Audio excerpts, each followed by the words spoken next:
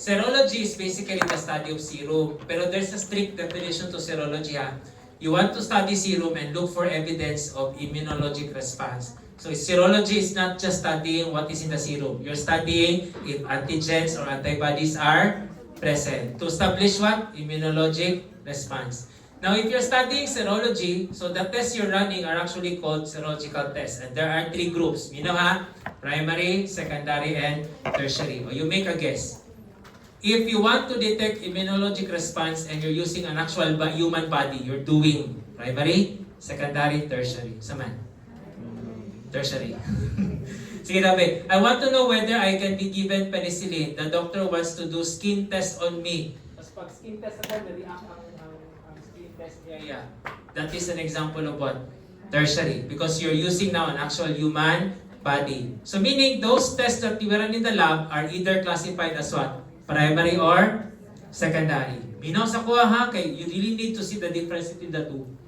Primary and secondary both involve antigen antibody. Minaw, if the reactions are not directly visible to the naked eye, it's primary.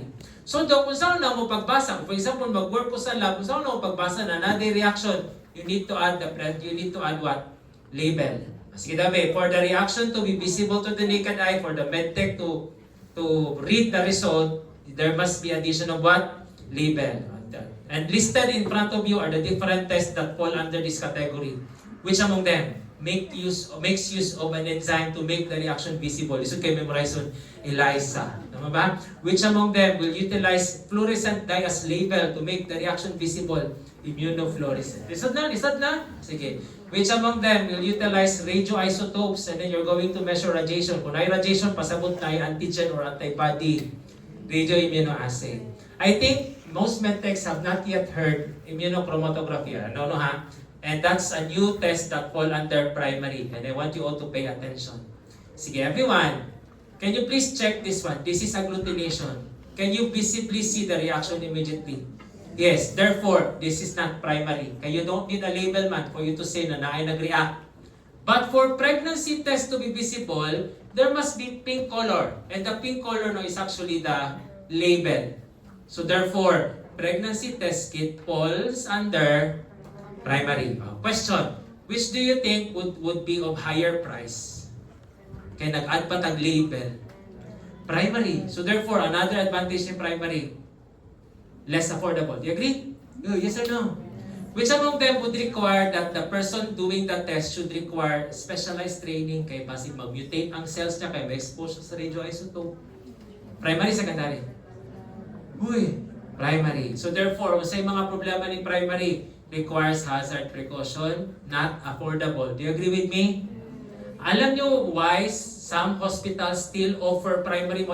Masyado naman silang elitista, hindi sila consider na mahal because primary are highly sensitive. So if you want to detect even the smallest amount of antigen antibody, you go for what? Primary. But if you want the patient to save money, go for what? Secondary. And what test do you think we have here in the DMSF because we want to save money? Secondary. Imagine na, mawala ko sa inyo, wear special suit and enter that room because we will do radioimmunoassay. Di ba? Bro, drop siguro po medicine, no? Sige, everyone. These are the types of labels. Can you please identify which among them is used in radioimmunoassay? Radioisotope. ELISA? Immunofluorescence? Grabe no, ang energy pa no? Mag-break lang mo, ana! Pero grabe no, bigyan mo lang ng 5 minutes, pak, mawala dahil no? Kailangan na natin lagyan ng label. Antay na dyan mo ha? And please take note, in immunochromatography, we're using colloidal gold particle. VSA worthy of question yung colloidal gold particle. Sige Dabe, can you please tell me ha? You analyze this. Each of the well is provided with antibody. Antibody, butangan na, but the antibodies are visible to the naked eye. And then let's say for example, you want to detect whether the patient has COVID-19. So you place antibody to COVID-19 in each of the well. Hoy, gets ako? We add the patient sample which is supposed to contain COVID-19, tama? So COVID-19 will attach to the antibodies in the well, yes or no? But at this point, the reaction is still invisible to the naked eye. Ay, palakpakan ka kung makita ni mong antigen antibody, tama? So that's why another step should be made. Addition of antibody that carries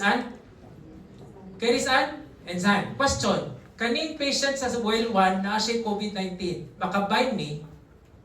Yes. Yes or no? Yes. Sa second well, walay COVID-19 ang pasyente. So even if I will add this one, it has nothing to attach to. Yes or no? Okay. So sa buhaton ako, mag-washing ko. Well 1, matanggal ni dili. Dili. Sa well 2, tanggal. Tama ba? And you know, the next step I will do, since enzyme ni, I will add a substrate that the enzyme will act on, substrate will become colorful.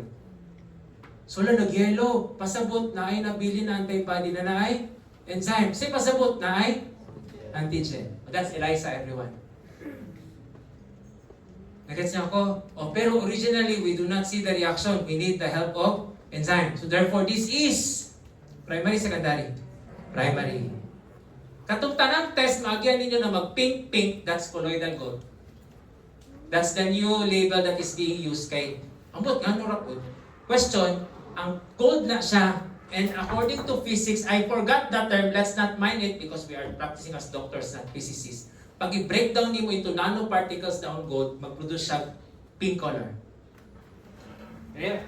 Durugin ko ang gold, they will become invisible, but if they clump together, they form pink color. Nagets na? Sige, apply what you have learned. Everybody, this is dengue test kit. Control MG. Sabi niya? Control, sige na ba? Control MG. Everybody, control. Control MG. Ganyan ha, and this is the sample well. Everybody, listen. What is in the control? Binaw sa kuha ha, anti-dengue virus. Ibig sabihin, these antibodies will capture dengue virus. Yes or no? Okay, can you please check what is in M? Anti-IgM, meaning antibodies na muatake og IgM. Guess na ako? Sige, what is in G? Anti-IgG. Antibody na mudakop og IgG. Do you know, even if this one looks clear, there is already something inside that. Mabasa. Naadira ang dengue virus mixed with colloidal gold. Dok, wala lagi siya nag-pink, kay wala pa man sila nagtapo. Pinagets na ako? Okay. Everybody, butang na tag serum ng pasyente, and let's assume the patient has dengue right now. So man, IgM. So everybody ha, nagbutang kog serum ni patient has IgM. But I have to make you understand na pentameric na ha. Maglisod mo ko. Pentameric ha? Okay, sige. And then please take note, ang manufacturer aning test kit, it will always make sure that the number of viruses here will always be higher than the antibody. Na-estimate na nila. Bisag grabe pa kaka-infected, the number of virus here will always overwhelm your IgM. So tell me, naabay free virus. Hoy, naabay free virus. Okay. Mudifuse naman ano, di ba kung mag-plug test? Mudifuse sa G. Usa kanini? IgM. Usa kanina sa G, anti-IgG. Makapture, dili. Dili. Walay makapture dira. So walay matapok na colloidal gold dira. So walay mag-pink. Muy ba? Yeah. O asa matrap ni sa air. Pero kani will still continuously flow. Kaya wala man sila IgM, tama? Asa sila magtapok sa control. That's why you see two lines. And that's why the kit will appear like that. Pero remove the colloidal gold, the reaction will not be visible. So therefore, this test is immunochromatography and it falls under what? Primary. And what's the label used? Colloidal gold particle. Gets that? Question. Dili day yung pasyente, chikungunya day. So wala ni. So asa ni? Tanan. Sa control. So that's why you see one line. Okay na, sabta na ninyo. Ha? Okay, sige. Can you please read the title? Primary immunoassay what? Competitive. And I want everybody to pay attention. Natay sample well. You know ha? Natay sample well.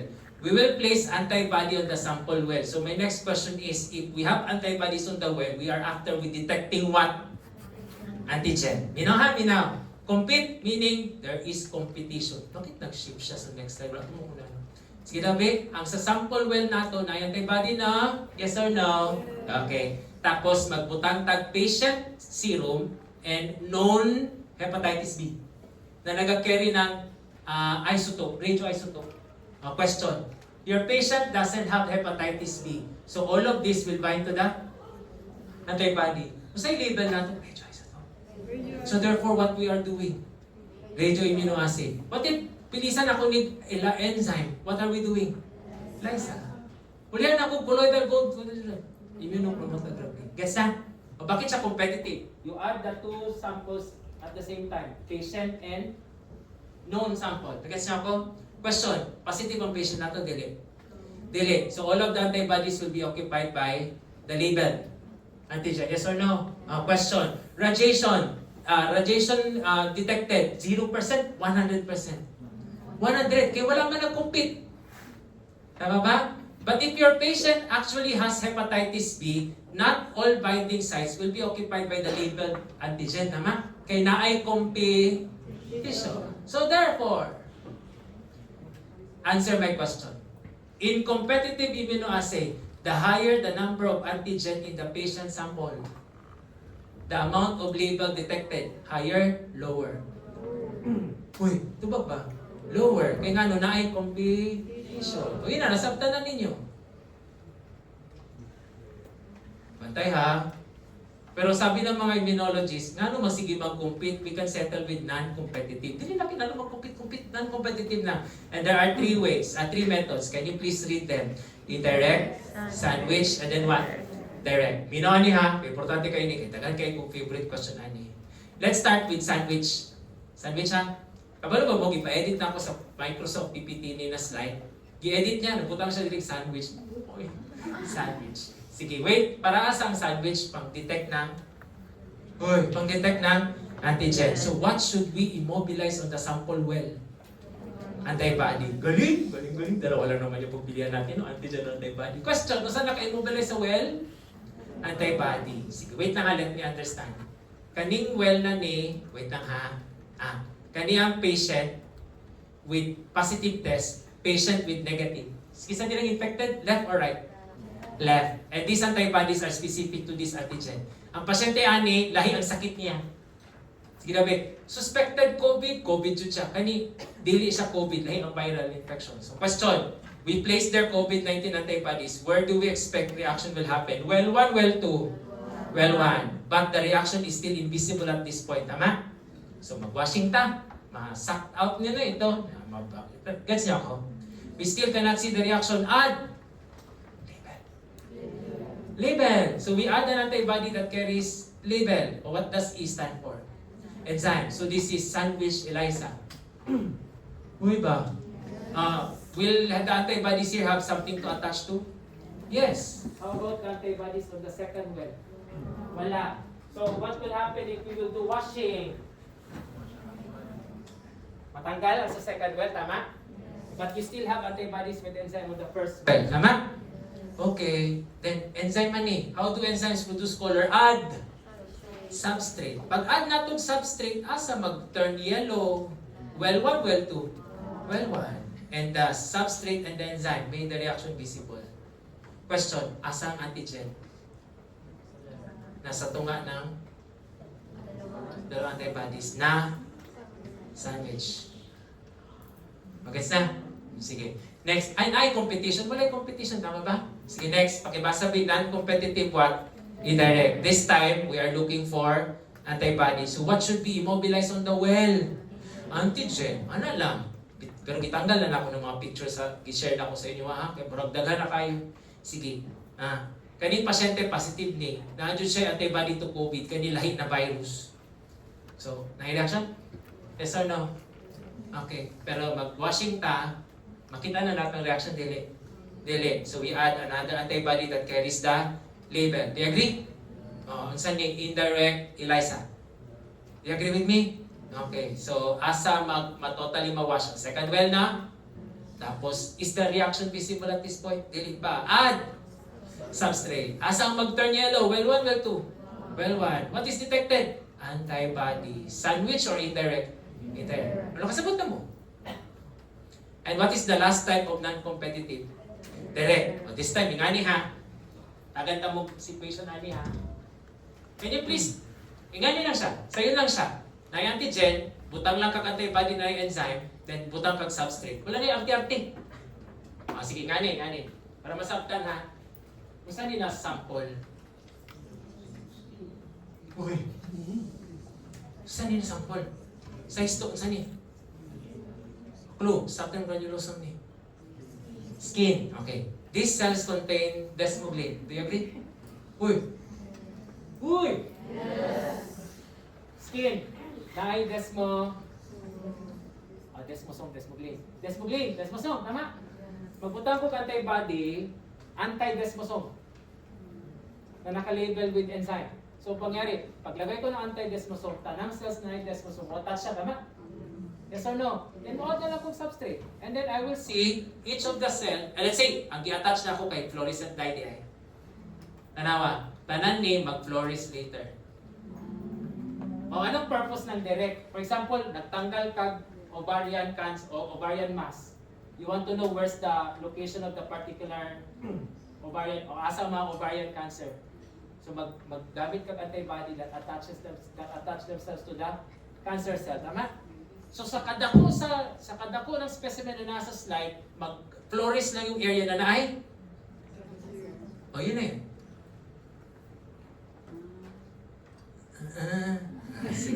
We will now go to secondary. What do we know about secondary? These reactions are directly visible to the naked eye. There's no need for us to add what?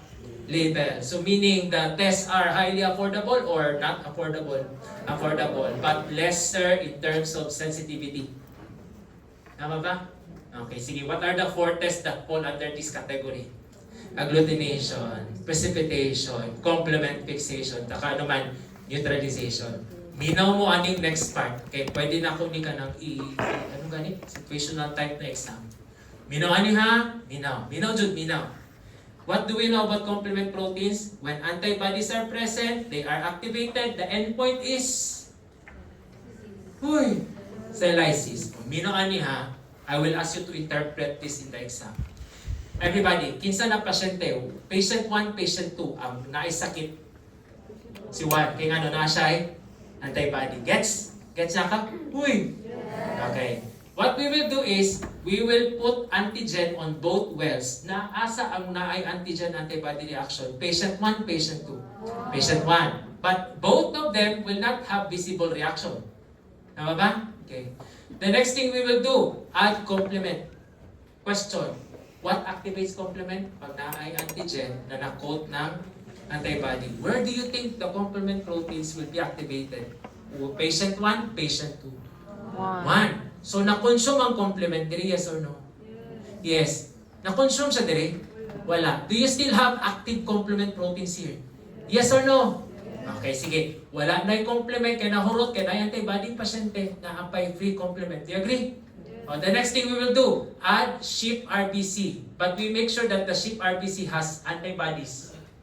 So RBC siya na nakakoat ang antibody. O question, pag naaga ni antigen o antibody, ma-fix ang complement. But what do we know about well 1? Wala na siya complement. So the cells here will not lyse. Tama ba? How about on well 2? Mag-lyse. Sige, I want you all to interpret these test tubes. This one is cloudy. Na-eye cell, wala na-eye cell. Cloudy maka. Na-eye cell. Tama ba? This one looks clear red. Uy ba? Na-eye cell, wala. Wala. So question, this one resembles more of test tube 1 or test tube 3? 1. So therefore, the patient sample here is positive for the disease. Tama ba? While this one resembles test tube 3. So meaning this patient to begin with doesn't have the antibody. Tama? Or do you need a label for you to see, ala, putok ta ng RBC. Di ba? Dili na lang. You can easily see it using your naked eye. Tama? So therefore, complement fixation is under secondary. But what my question in the exam is, presence of antibody in complement fixation will lead to cell lysis or no lysis? Tama ba? No lysis. Tama. Yes, very good. Bantay dyan mo ha? Sige, next. Ayan yan. Next, can you please read another example of your secondary neutralization. Umino na ni ha. Toxin plus cell will die. So to? Toxin, cell will die. If I will mix this one with serum and the patient doesn't have antitoxin, toxin is still free to lyse the cell. Do you agree? What if your patient has known antitoxin? What will happen? Toxin binds to antibody, toxin cannot anymore lyse the cell. Yes or no? Yes. Sige. Nagtanaw ko through the microscope, nakita ko cell. ang toxin, nag-add sa kong serum sa pasyente. Si patient doesn't have antibody. So what will happen? Toxin is active. Tama ba? Pag-add na ko sa cell, kita na ko under the microscope. Wala, nagputok na ng cell. Naka-antibody pasyente? Wala. Wala. But do I need a label for me to appreciate na nagputok ng cell? No. So sa siya? Secondary. So therefore, a positive case in neutralization ends up with cell lysis or no lysis. O same lang sa complement fixation. Sige na ba, ang positive, no lysis. Ang negative, lysis. O ano lang. But let's now go to our main topic. O dili na ha, I want everybody to pay attention kay dili naman good ang bulk ng topic natin today. Sige, pakibasa. Agglutination, precipitation. Everybody me now. Antibodies will always be soluble. So you cannot see them with your naked eye. If you pair the antibody with a cellular antigen, meaning solid yun ang antigen, you're doing what? Agglutination. That's why you can see the result in blood typing because the antigen is bound to a cell. But if you combine soluble antibody and soluble antigen, both are not seen by the naked eye, you're doing what? Precipitation. And I always get this reaction from my IMT students. Doc, look at how you define precipitation. Soluble, not directly seen by the naked eye. Place this one under primary. Now, same point, no? Pwede ba, if the actions are not visible, they classify more of what? Primary. But I want everybody to take note. As time goes by, both will become and will start to perform precipitates. Can you see precipitates? Yes. Do you need label to see them? No. I will explain this one later. Sa ganito, pag ang antigen nato nasa cell or particle, we're doing agglutination. What's the main definition of agglutination? Soluble ang antibody pero solid ang antigen. Gets niya ako? Uy. Yes. Okay, sige. Everyone. Ako na yan. Can you please tell me? Hala, kakita dyan ko sa reaction ko kay ang particle nagtapo. Precipitation, agglutination. Agglutination. Okay, sige. Okay, no problema. Can you please read the 2 steps of your agglutination? Number 1, sensitization. Number 2, lattice formation. This is how I do it ha, para mas may pila ng sudyante. Ano sa ko ha? Ako ang antibody, itagak ko sa antigen. Hi! I'm antibody. Who are you? Antigen. Oh, nice meeting you. Mag-shake hands me. This is sensitization. 1 antibody to 1 antigen. So therefore, there is no visible clumping yet. Yes na ako? Wait lang. Hi! I'm antibody. Who are you? Antigen. Oh, nice meeting you. Hi! I'm antibody. Who are you? Antigen. Oh, nice meeting you too. That's the second step. Gets na? O sige daw, 1:1. Hoy! Sensitization. No visible reaction first, tama? But if the 2 will now cross-link, that is formation. That's the time you agglutinate. You see a visible clumping. Gets na? Bantay ha. Let's now go with precipitation. Ano nga ang gist ng precipitation? Ang antibody, soluble. Ang antigen, soluble. Initially, primary. Pero if you allow them to incubate, they will start to precipitate. Sige dabi, unsay gist ani niya? Ang antigen dili makitaan, ang antibody dili po makitaan, tama? But if you allow them to incubate, they will later lose their solubility and will start to form what? Precipitates. Question. Na-I precipitate. Do you need a label? So therefore, what? Secondary. Question. Between agglutination and precipitation, which is more applicable in emergency cases? Agglutination, di ka pwede, ayaw sa pugang hininga sa kaya magulat pa ta mag-precipitate na. Gets na? Sige. Dili na part, medyo maminaw na mo ha, kaya medyo lisod siya na part. And I want you all to pay attention. Ay, ito muna pala. Kasi tanawa daw, soluble ang antigen, soluble ang antibody. Tapos as time goes by, nag-precipitate. What procedure is this? Precipitation. Okay, and I have 3 zones I need you to memorize. Binawa ni ha. Sige, can you please read the 3 zones? Question. Which zone has a higher antibody ratio to antigen? Pro. And I always tell my students, di ba, when you say, I am pro, you always do this action. And when you do this, you look strong. When you are strong, you have higher antibodies. So ano nag-dominate sa post zone? Antigen. When ratios are not equal, it's hard for you to appreciate agglutination and precipitation. So meaning, what should be met for your reaction to be visible? Zone of equivalence. Wherein, there is equal ratio. Tama ba? Okay, sige. Question. Ngano ganin nag-negative? Kaya mas daghan ang antibody. Ang ginagamit ko na example nito, BTS. Yun lang ha. I'm one of the members of BTS. We're supposed to hold hands in front of the stage. Kaya mag-bow down namin, kaya umanamig sayaw. Ang problema, ang barricade, na brake and fans will what? Run towards us and each member will be swarmed by the fan. So sobrang kadaghan ng antibody, each antigen is coated by several antibodies. Wala na noon nag-lattice formation. So how do we define prozone? Positive unta, pero mag-false negative because you have too much. Question. How to bring this one here? Sige na ba? You want to meet an equal ratio. What's the problem here? Sobra-sobra ang? So therefore, add antigen. So kung na ako'y sakit, i-expose pa ko ninyo sa kagaw. Diba? Parang pangit lang ito siya na rationalization, no? So sa man, bawasan ang antibodies. Okay, sige. Wait, everybody. I want you to get your answer. Sige na, Ben. Sobra-sobra. O, then, BTS number 1. BTS number 2. Wala na sila naka-hold hand. Tama ba? Nagats niya ka. Sige, bantay ha. Bawasan ang unsa. Bawasan ang unsa. O, sige, prozone. False negative. Kay sobra kataas ang antibody. So, I will not read that one na ha. Kasi kasabot na mo. Everyone, kani. I can still remember my teacher in immunology sa San Pedro, si Ma'am Chali Reyes. She showed us this picture and we were asked to examine what phenomenon is demonstrated and wala nakakuha sa mga bisang isa. Analyze natin ha. Basa Vic. O, analyze ha.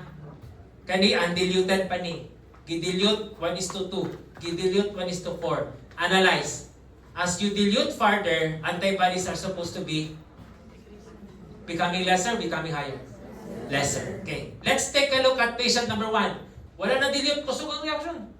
Tama ba? And as you dilute further, muhinay, tama? Uy. Yes. Look at patient number 2. Ganitong mali na mo. Wala mo kung naminaw sa lecture niya. Initially, undiluted, wala. Pero kakita mo, habang ginadilute, Taas. ano gani yung solution natin to make this one go there? We lessen by diluting them. Tama? So pag-dilute natin ang pag-dilute, we are gearing towards zone of yan. Tapos wala nakatubag sa mo bisag isa. Tibuok batch. And we're around 200 plus. Razon. Question. Usually maharas mo ko ng medtech kani sa lab. Kanang nag-tonsillitis ang pasyente, ang ESO nag-release ng medtech negative, tapos masugod ang doktor sa laboratory. Pasyente na ako, plano kayo, nag-ubang ang tonsil, negative ang ESO ni mo. Tapos mga medtech, I think it's a prozone phenomenon. How will the medtech prove? I-dilute niya ang patient's serum. Kung mag-positive, ma-prove niya sa doktor. And since naminaw man doktor sa pre-lab na ako, kung makasabi, yeah, it's really a prozone phenomenon characterized by excess antibody titers. Tama ba? Sige, wala problema ha? Sige, next go. Let's go with this one. What creates the false negative result here? Dili ma-cross-link. Nakain kayo ang antigen. Question! Solve solution, please. Dok, kung nakay sakit, tanggalon na itong kago isa-isa.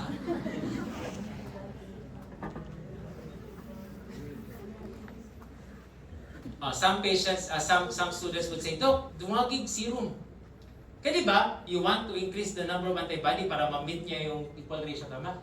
In the lab, pag ang sinabi ng procedure, add 10 microliter, you only have to add 10 microliter. You cannot double it ang mga sige na, dagdag pa, dagdag, hindi na, mapuno ng test tube. Anong kulang dito? Sige na, be. Dito, kulang antigen, i-dilute na to ang antibody. Dili, sobra-sobrang antigen, kulang ng antibody. Solution. We cannot add more serum.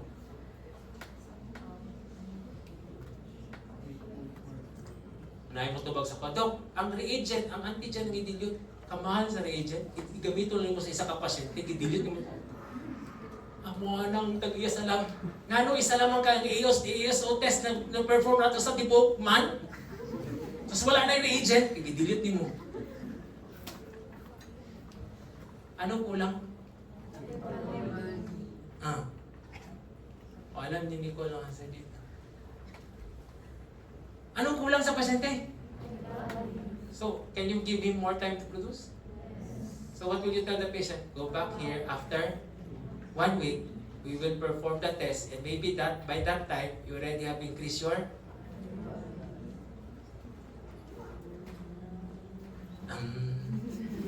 dilute, bayad usap. Di ba? Kaya pa-repeat ba mo? Nag-guess niyo ako? O yun na yun, that's how you solve these problems. Okay, how do we measure precipitation in the lab? The common procedures, those that are popular especially before the time I became a medtech. Nephelometry and turbidimetry. Kani. So katunay mo na kung medtech kanina. Sa generation yung kanina. Pero since Philippines man ta, napatadiri. Sige everyone.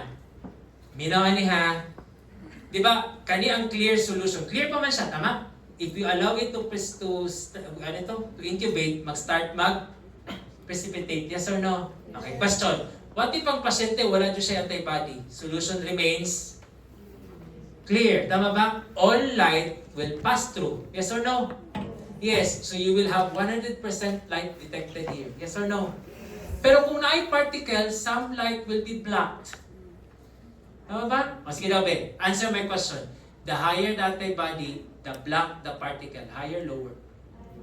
Higher. So the more light will be blocked. And that is now the principle of what? Turbidimetry. So therefore, mas gamay na lang light ma-detect, meaning mas daghag particle, mas daghag antibody. Gets na? Okay. Can you please check nephelometry? Ito, amount of light blocked. Can you please check nephelometry? Amount of light scattered. Kanang makabangga ka, magliko na lang ka. Dire na, black jug ka, kanin pa, change direction. That is what? Nephelometry. So, what do you call a procedure that measures the amount of light scattered? Nephelometry. The more antibody, the more particle, the more light that will be scattered. O, yan na yung point ng dalawa. Mga 19 kupong-kupong pa na procedure. Kani ang question sa board exam namo sa medtech. Mauna, first day, first exam, clean ket, dagan na nihilak sa mga kay mabagsak na daw. Kaya nga no, instrumentation man tanan. Dili lang ka na, what's the principle of turbidimetry? What photo multiplier type? Ano siya? Para sa mga medtech na makarelate at ayan na. Pero ha, as time goes by, you will realize medtech pre-med is not really an advantage when it comes to taking up micro. You will all start on equal footing. Although na yung mga nandiyo advantage ng medtech pasahe, yung mga gram positive, gram negative.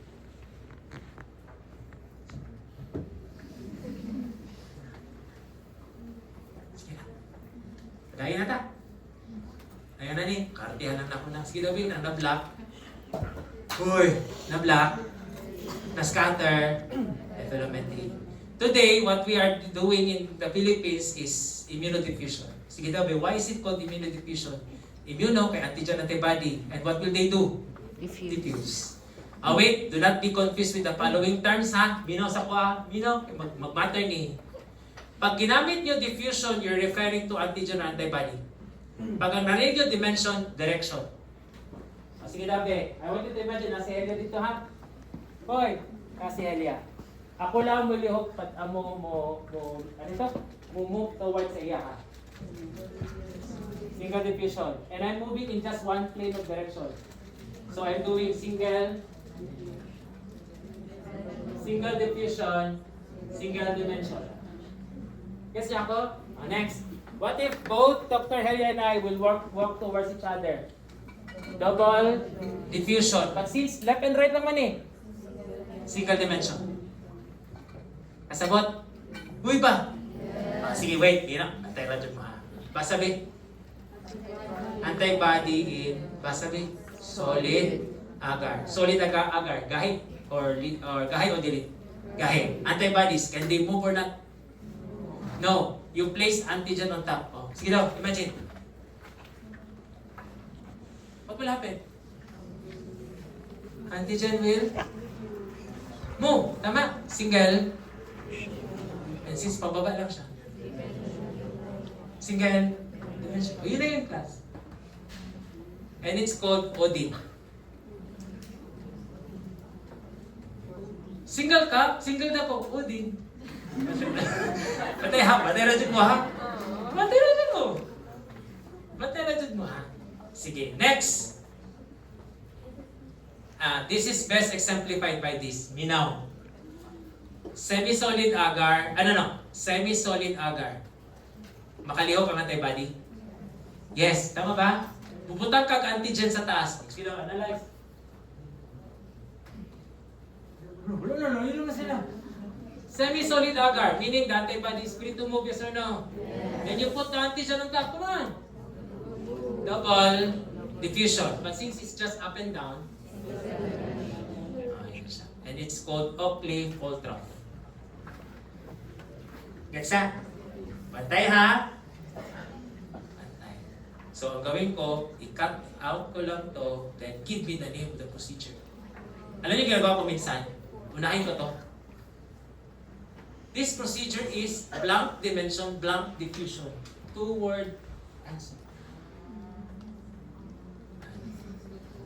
Napansin nyo, ang sa micro, pag magpa-BSA, may kailangan instruction how to provide the answer.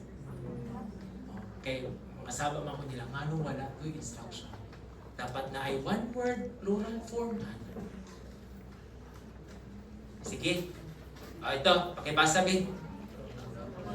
Kamu dyan, wala dyan ko energy na. Sina?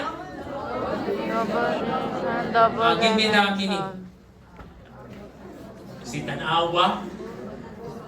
Both are moving and they're moving in multiple direction. The best known test is Ochterlony test. Can you please check the agar? How many wells do you see there? 1, 2, 3, 4, 6, 7. How many central well is there? 1. Minaw ha? We always place all antibodies here. And we place around it antigens. Minaw ha? Sige, pakisabi. 1, 2, 3. Kan mo, energy! 1, 2, 3. Louder. 1, 2, 3. Sige. Banter. Ayun na niya. Ayun na, balik-balik. Kasi pangalan ng ano? Ochterlony na. 1, 2, 3. Tama ba? Sige. 1, 2, 3. pero dapat ang uban na. Uy. Okay, sige.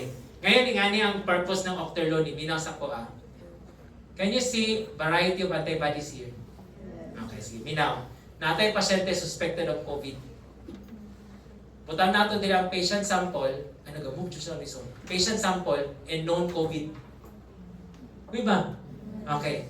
Tapos we place here all antibodies to all viruses in the world. What will happen? Ang COVID ni known, ma-attract sa anti-COVID, tama? And ito, totoo, same COVID man din eh, will also attract the same antibody, tama?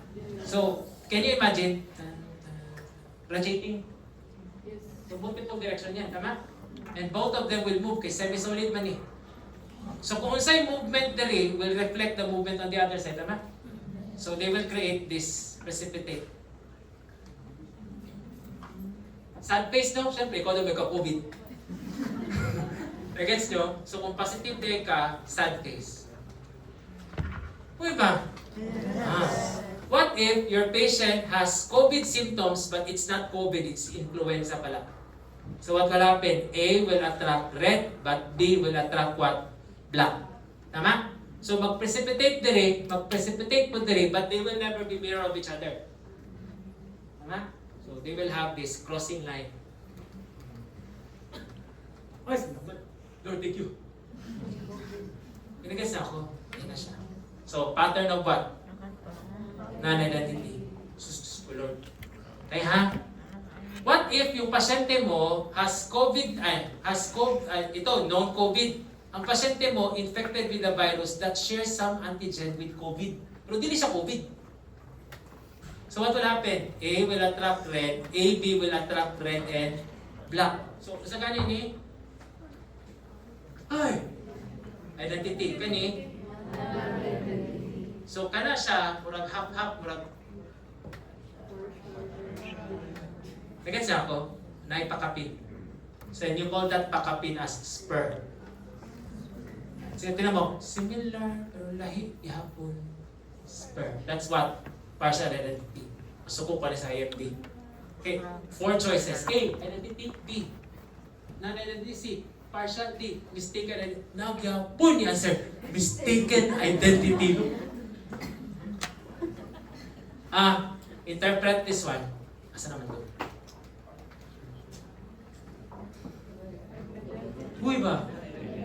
Identity. Okay, sige. Very good. Everyone, let's proceed na. Ay. How do we the last test, pakibasa bi. Single diffusion, double dimension. Sige, analyze. Isa lang ang mag-move.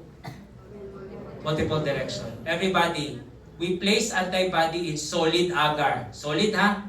And we place the antigen in the center. How many will move? 1. And the antigen will move in all direction. Kasi, di ba, it is surrounded by what? Antibody. Question. Describe the movement of antigen. So that's why it's called radial immunodiffusion. And I know some medtechs have already tried performing this. They just don't know na yun na pala yun. Okay. Ayan na siya. Sige, unsa ni? Solid, no? Naayon sa? Antibody. Sige, punta na sa center. Antigen. The antigen will move in all direction. Yes or no? Okay. And they will create a precipitin ring. Question. The bigger the ring, mag-interpret ba? The bigger the ring, the higher the antigen concentration. Do you agree? O yun na yun. Tapos na tayo. Diyan. Ang favorite question ako ni sa exam. The diameter of the ring is directly inversely proportional to the concentration. Louder, sige na. Directly. Okay, very good. Sige, ingani na to. Kaniyo? Naka-handle mo ani sa lab? Sa mga nag-internship? Wala? Sige na lang. Sige, everyone, you know ha? This test is used to measure the amount of C3. So, ito gina-measure? C3. Okay. Inganis daw panalan. Before, sapol, ngani, kapoy na mo.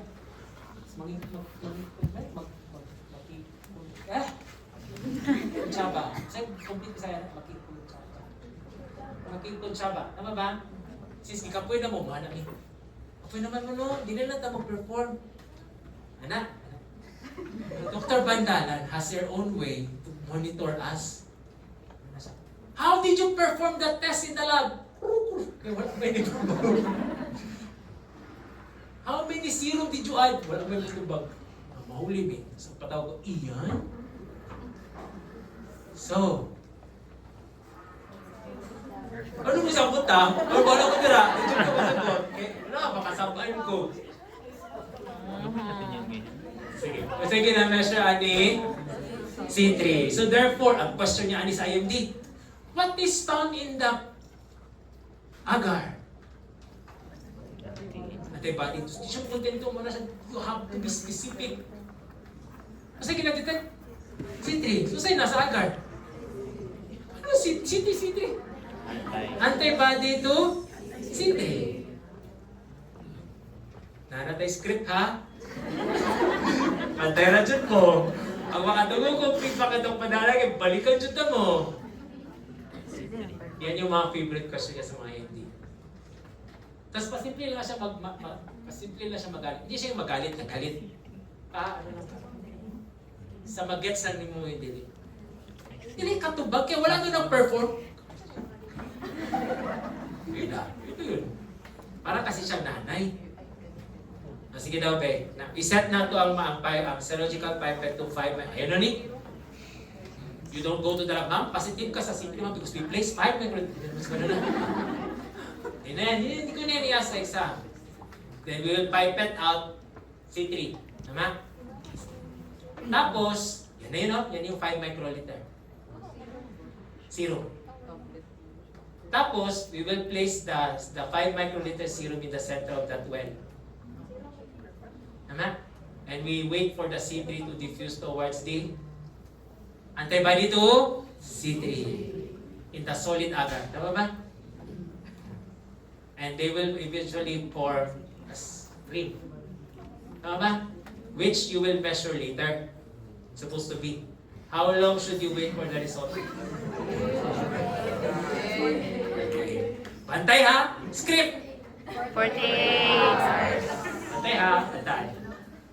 Sumataas daw siya. Oh, did you go back to the lab? Yes. No! Ala! Did you go? Ala pa. Sige, can you please make a measurement? Ano to na? 1, 2, 3, 4, 5. 6.5 lang siya for me, no? Tama ba? 6.5. And then you know how do we interpret this in the lab? Ito yung diameter. We will not ask you to memorize this.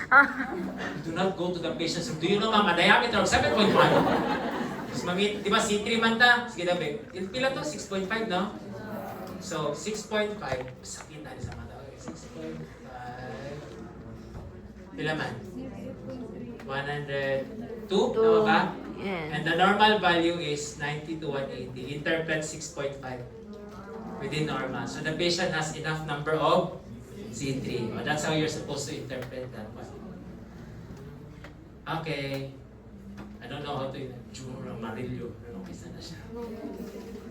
Okay. Sige. So, that ends the pre-lab.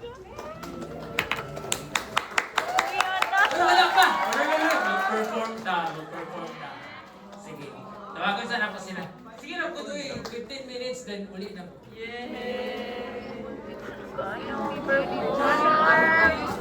Magkanta na lang si Fatima.